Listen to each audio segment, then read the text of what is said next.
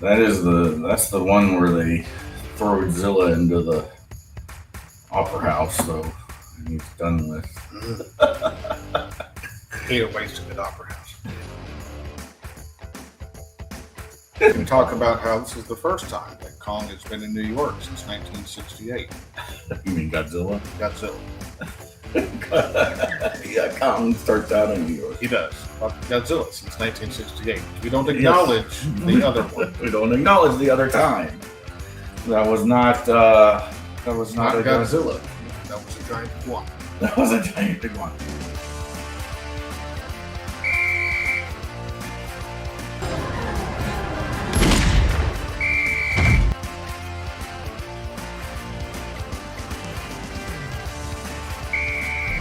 I'm as human as anyone. I get scared. I wake up every morning and despite not knowing what to do, I put one foot in front of the other and I try to make the best choices I can.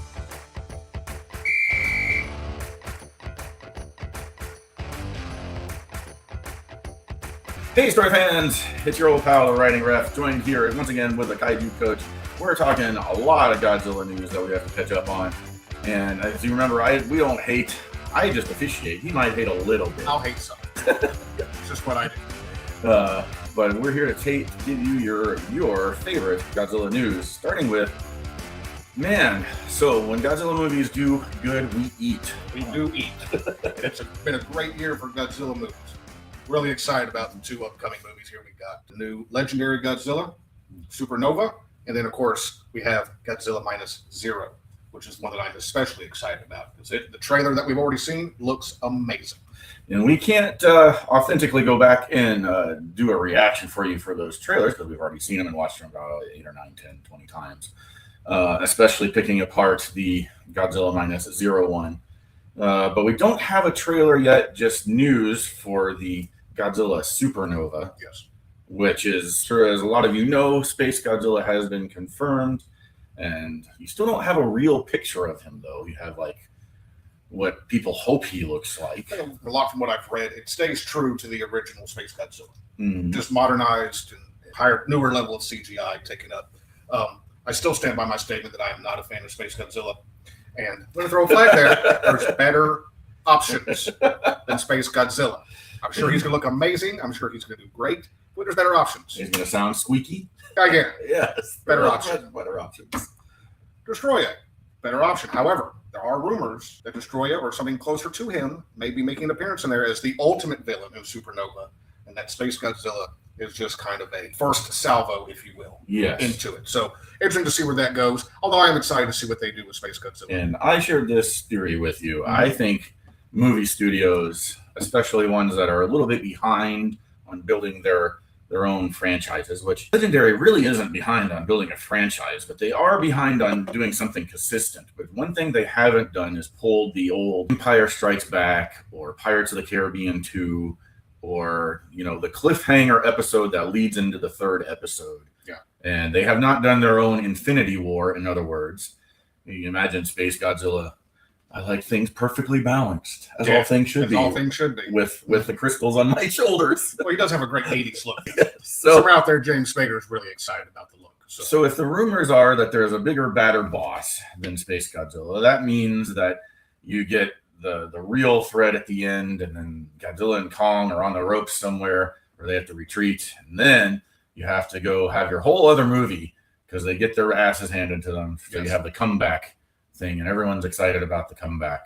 Or maybe could they do it? Like, is Kaiser Ghidorah a thing since they're still implying that you can just bring Ghidorah back to life? I think a Mecha Godzilla possibility could be in the works. Or a Mecha Ghidorah. Mecha Ghidorah, sorry, Yes. I apologize. Mecha Godzilla was already there. Mm-hmm. Mecha Ghidorah could be a possibility, but they've kind of strayed from that. One of the things I would like to see them do is bring back Rodan. Yes. Rodan has not really made an appearance since King of the Monsters. I'd like to see that. I'd like to see some of the other kaiju that they had kind of introduced in King of the Monsters start to make an appearance. We kind of just flashed that and then went away from it. We've gotten Shimu. Mm-hmm. Shimu in there, which is pretty cool. Rumored to make an appearance in this one. We've gotten Scar King and stuff, but I'd like to see more of the kaiju in there than just Godzilla and Kong. The buddy cop thing's only going to work for so long with me. What do you think about Kong getting a full mech suit to go with the rest of his arm. It's an interesting concept. They're kind of bringing in the Pacific Rim stuff, which I like. I thought Pacific Rim was something they really could have worked with. It kind of just got underfunded later on. They left money on the table. They are not doing Pacific Rim. Agreed. Yeah. Agreed, 100%. So let's see a mecha suit for him. It'd be interesting to see how that works out. I'm not opposed to it. Just be interesting to see how they apply it on there. Oh, okay, but you mentioned to me you don't think you have the patience for a two-parter type movie. I don't have a problem with a two-part movie as long as it's executed there right. It's the execution on it, and so often it's just not. Legendary. Not. We can't do what we did with Spider-Man. The Spider-Verse. Where you have a cliffhanger ending and then your movie is in production hell for 6 years. Right. Right. I don't mind that each movie is just kind of independent of itself. They are trying to build a universe. We go to the Monarch series, which we'll talk about later. But I don't mind them being each their own little storyline. But they're obviously trying to build something. Godzilla versus Kong, Godzilla X Kong, and now Supernova. They're building into a storyline. It's just interesting to see where they go with it. Yeah. What I will say with Legendary, what I've said about them from the beginning, is that the people who are doing these movies are obviously a fan of Godzilla movies, and you see that even more so in the Monarch series, which we'll talk about later. But they are Godzilla fans, and they bring that stuff up from the old canon of the Toho movies, and so I'm really excited to see where that goes. You know who else is a fan of Godzilla movies? Is people who make really good Godzilla movies. Oh, like Toho? Yes. When in doubt, stick with the original. Yes. Yeah, for Godzilla -0. -0. We saw the trailer, folks. We saw the trailer. Looks fantastic. There's a ton, like Supernova, there's a ton of speculation out there. But the biggest thing that I saw was two things. One, him standing next to the Statue of Liberty. And then as he gets behind that float plane, he has obviously been through a transformation. He is absolutely massive. And it's interesting to see the speculation of how he got there. I'd like to know what you guys think about that. How does he get that big? I have my own theory. What do you think? Well, I like your theory, but I'm not going to. There has been alternate theories, though, that I'll share that I don't necessarily subscribe to, that maybe there's more than one Godzilla running around. Interesting. And that you have, because unless you're going to do Hollow Earth again, then in 2 years, Godzilla, presumably this Godzilla travels at normal speed instead of going through the center of the earth to pop up wherever he wants to. Right. So he doesn't have a teleporter in this particular Toho series. Right. Yes. So you have a rather large Godzilla that is larger than the Godzilla -1 Godzilla stomping in on New York. But I tend to favor that if you're going to have multiple monsters in a movie, you could add more than one Godzilla, but why not add something else? Agreed. Let's bring in another monster. And Garrus would be a great one to bring in. There's any number of things. The gravity rays that people said they saw in the trailer does lend itself to think there may be a King Ghidorah concept coming in on that. But we're talking the 40s and 50s. I don't know if they're going to go into the straight, but they may. I mean, the Showa era was all 60s. Bringing in King Ghidorah with all that alien stuff. So it'll be interesting to see where they go with this. It will be. And it depends on the theme. The theme of the first one of Godzilla -1 is, Japan, reconciling itself for its sins. Right. But also dealing with the destruction that was wreaked upon itself. And then it was kind of like, we've already hit rock bottom, and -1 for Japan means we're going below back to rock bottom. So we're going to climb ourselves back to 0, which is still rock bottom, which is why still Mr. Fighter Pilot is not happy. Right. He is very sad something is happening. And Lady has a black spot on her. Right. Yeah. Yes, saw that. So, not sure where that goes, but it is interesting. That connects her to either Godzilla or maybe she mutates as well or something like that. It could also be continue on with the Punishment series. Godzilla going to the United States to now punish them for dropping and continuing their testing. Yes. Is very much a possibility and very much in play and very strongly tied to Toho's original storyline. That is what Godzilla there. So it would be interesting to see. And is that how he gets supersized? Do the Americans decide, we got to nuke him? Yep. And if you've ever nuked Godzilla, that's a bad idea. It's stronger. It doesn't work well. That is his source of superpower. Yes. So it'll be very interesting. I'm very excited. I'm probably more excited about -0 than I am Supernova. But it's minimal. I'm excited about it. Godzilla, more Godzilla. Bring them on. Let's go.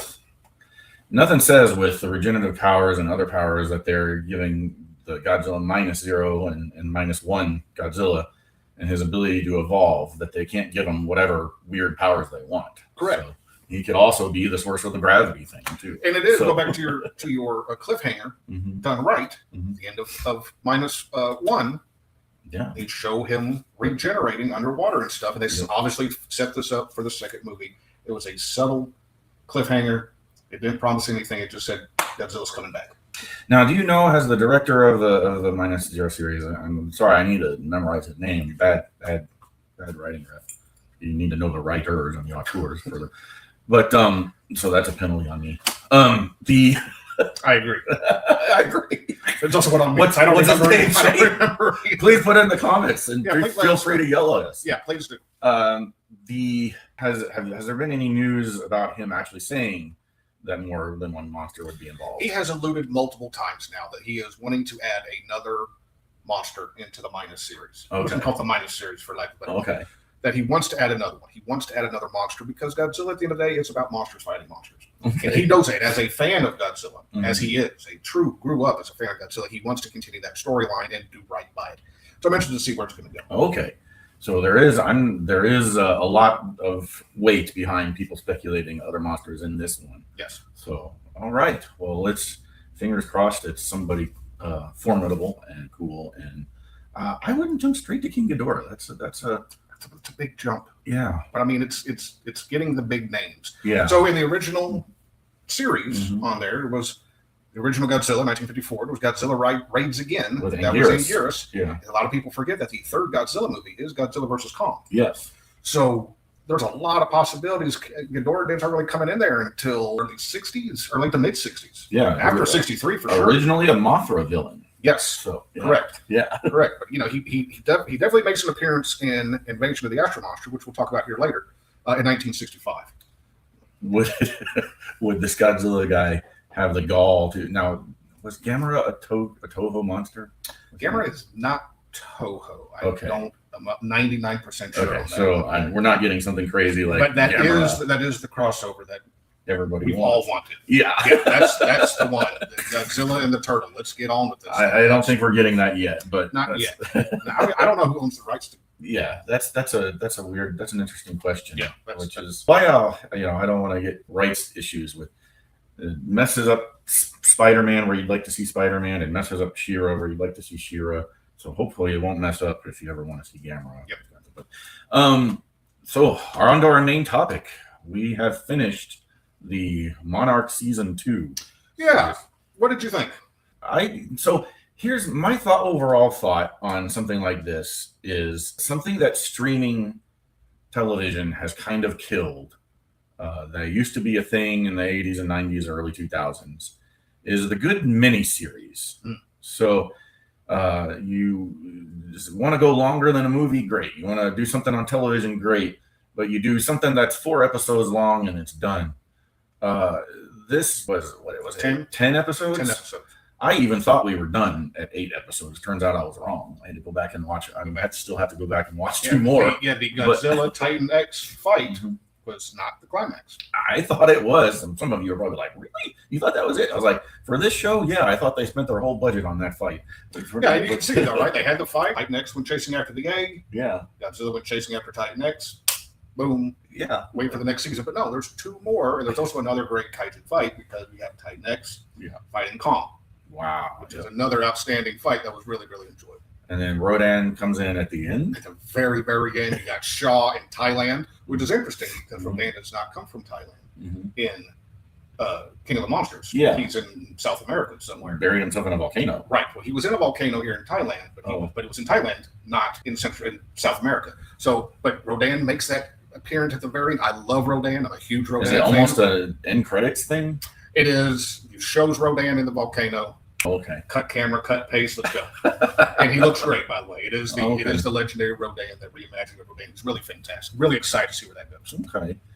Yeah. So, but they're doing their best to create a soap opera for you that people are going to be interested in. I can tell they want to bring in female viewers too, and it's not anything over the top or there's no agenda being pushed here, but there is a soap opera going on that doesn't really land for me. In fact, there's a character that dies, and I was like, oh no, that guy died. Which one? The dad. The dad. Hiroshi. Sorry. Hiroshi. Yeah. Yeah, I was really upset to see Hiroshi pass away. I really kind of enjoyed. Oh, you did? I enjoyed his character. Yeah. The two family love story conflict thing. I'm with you. Yeah. Oh no, I don't have to deal with that anymore. Right? Yeah. I enjoyed season 2. I enjoy that they're trying to flesh out the story of Monarch. And again, it's a Monarch series, not a Godzilla series. And you really get that driven home because Godzilla doesn't even make an appearance until episode 5. That's still hard for me to fathom. That's the guy. Yes, he is. That's the guy. And what do? They stick something in him? Like he has the dream sequence in there with Kitaro. That's where he makes his appearance. They don't put the tracker on Godzilla, but that's bringing us up to where they put the tracker on Titan X. But it does bring us in to where Legendary, as I said earlier, has done a really interesting job, and I think a good job, in tying in old canon material, specifically from the Showa era, into their stuff. And particularly in Monarch 2, the big play in Monarch Season 2 was controlling the kaiju, mind control. That is straight out of the 1960s and 70s. Matter of fact, Showa and Toho did no fewer than 3 movies on that. Invasion of the Astro Monster, 1965. Destroy All Monsters, 1968. And The Terror of Mechagodzilla, 1975. So 3 of them. 3 of those movies, they had aliens in 2 of them, and a human professor in Terror of Mechagodzilla controlling kaiju in order to conquer the planet, right?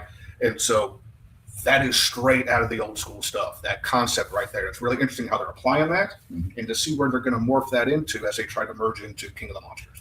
You know, something I noticed from this season 2 is whenever you have swarms of bug creatures, it's never a good thing. But they don't necessarily kill people. They do not. They think that they're going to kill people. A tribe thinks that they're setting up some people for sacrifice. But baby bugs run right by them.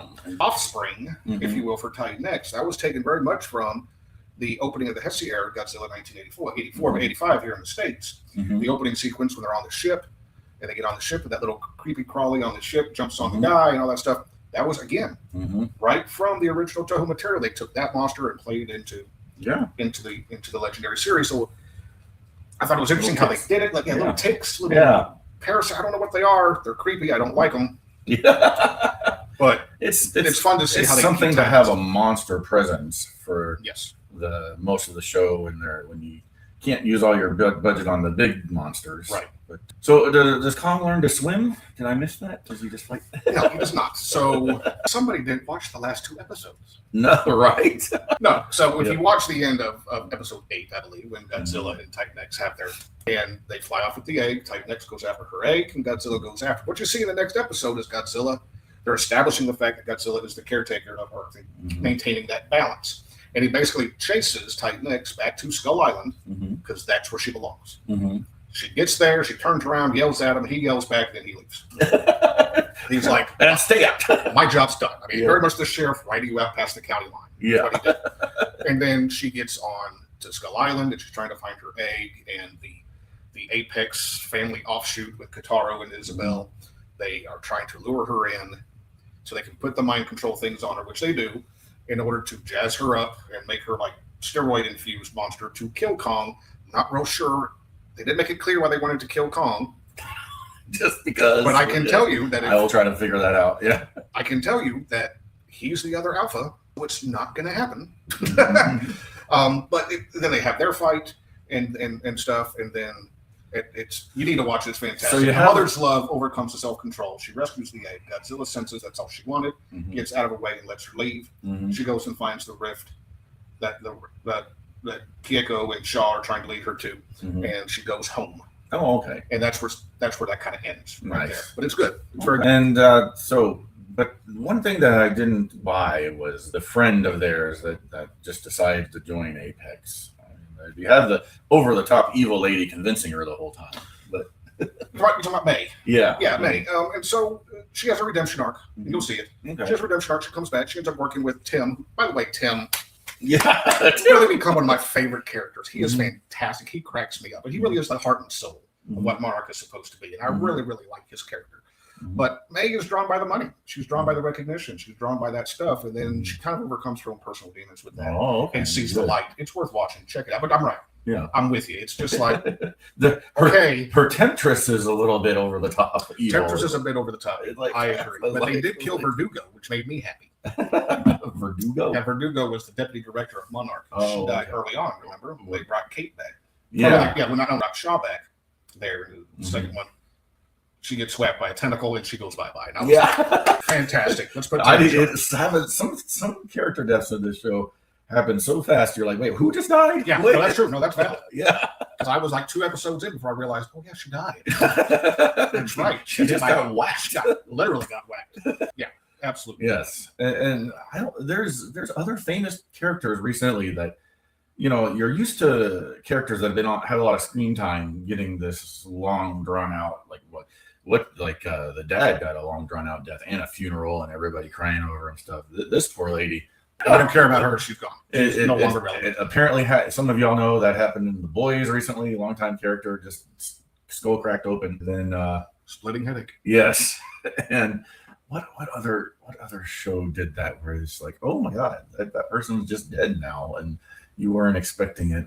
I think I can't think. Is it Godzilla related? It's not. Godzilla. Then no one cares. Then no one cares. That's fine.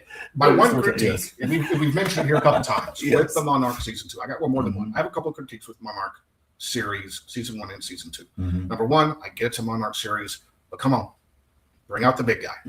I don't care if it's just, hey, there he goes. He's sleeping in the Coliseum again. I don't care. Give me a little bit more of the big guy. And then the other thing is the soap opera aspect of it. Let's kind of tone that down just a little bit. I know we're trying to build up human characters, and we're trying to do a good job with that because Toho showed them how it's supposed to be done. What is your favorite kaiju on human death? Usually kaijus fighting each other. It's rare an important character gets smushed by a kaiju.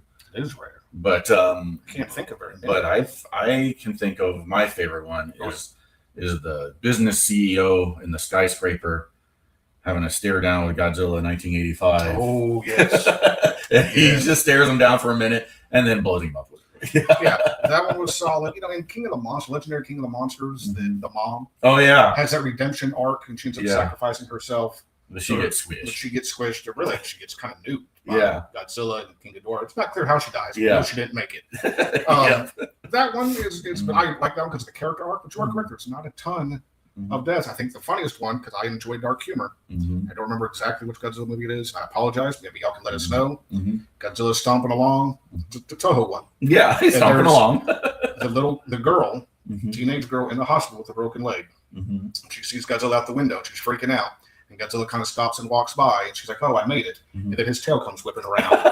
And hits the hospital. And the whole thing collapses. And you're just like, oh, so close. And again, it's dark humor. That was not a villain. That was not a villain. It's just random chick. Someone find out. Let me know what that is. Because I can't remember which Godzilla that is. I know y'all know what I'm talking about. Oh, yeah, it is kind of rare. You actually, lots of people are obviously getting nuked and crushed and this kind of thing. But you don't actually ever see a character often running around on screen and get smushed or whacked by a tail. And that is something throughout Godzilla's history. Yeah. There's the implied death from the destruction. Yeah. And there's some scenes where it's like, oh, the reporters are on top of the building and the building gets knocked over. Yeah. Right? Yeah. But the actual human deaths is not something that Godzilla series at any level has really portrayed and shown itself. It's not there for a gory type of death. Right. That's not what they do. Except for that Godzilla versus Bambi cartoon. No, Bambi had it coming. That is a definite smush. Bambi had it coming. All right. Y'all know why. You know why. So, season 2 of Monarch better than season 1? Or I want to say about the same. About the same? I'm going to say about the same. I do appreciate they're trying to flesh out the story, a la The Mandalorian and stuff like that. They're trying to connect the dots. I appreciate what they're trying to do. Less soap opera, but I would call it about the same. Okay. Yep. All right. Which means I'll watch season 3. Which means we'll watch season 3. Right. And we think we're not quite at the point where we're leading into King of the Monsters yet, even though we've spotted a Rodan. Correct. I don't think we're there yet, but maybe the third season leads us into King of the Monsters. Because we want to turn that mind control thing into the Orca, you think? Or yes. Yeah. Yes. Yeah. Okay. Yeah. I like where you're going with that. Yep. Tell us what you think. That's a solid wink. I like me kind of solid pieces of that. That's where it is. Yep. Okay, I got you. I like that. All right. All right, well, that's our show for today. Let us know what you think in the comments. If you have any red flags, want to go back on any of the penalties we called, which would be soap opera filler, bugs that don't kill anyone and still bother us, but they do get in the way and look really creepy. And maybe you want a few more people smushed underfoot. The last really bug death I saw was Peter Jackson's Kong with Jack Black and Gollum. Andy Serkis gets his head eaten down there in the little pit. If you remember correctly. If you don't, go back and watch it. The bug comes in and gets him. That's really the last bug death I can think of. All right, we appreciate y'all. That's been our show today. This has been the Kaiju Coach, and I'm the rating ref, and that's been the call.